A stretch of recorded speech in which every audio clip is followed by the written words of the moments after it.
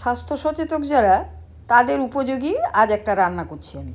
পেঁপে, গাজর, আলু কেটে নিয়েছি। মুরগির মাংস 1 কিলো আছে, নিয়েছি পরিমাণ মতো নুন, হলুদ, জিরে গুঁড়ো, আদা বাটা, পেঁয়াজ বাটা। এবার কিছু মরি পেঁয়াজ দিয়ে দিচ্ছি। কয়েক কোয়া রসুন থেতো করে নিচ্ছি, দিয়ে দিলাম। কাঁচা লঙ্কা চেরা দিয়েছি, টমেটো, 2টো পেঁয়াজ কুচিয়ে নিয়েছিলাম সেগুলো দিয়ে দিলাম। কিছুটা লঙ্কা গুঁড়ো দিচ্ছি, সঙ্গে দিচ্ছি একটু চিনি, টেস্টটাকে ব্যালেন্স করে দেবে।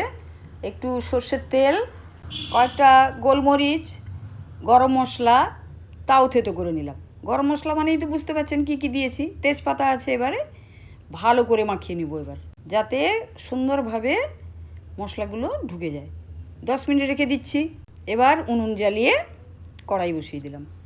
কড়াইতে কোনো তেল নয়, কড়াইটা গরম হলেই মাখানো মাংসটা আমি ঢেলে দিচ্ছি, পুরোটাই ঢেলে দিলাম।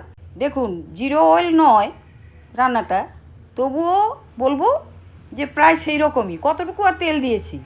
যারা খুব কষিয়ে ভালো করে তেল দিয়ে মজা করে রান্না করেন তাদেরকেও আমি অনুরোধ করব, আপনারা একবার এইভাবে রান্না করে দেখুন, দেখি কেমন লাগে। তখনই বুঝবেন যে এটাও কম যায় না।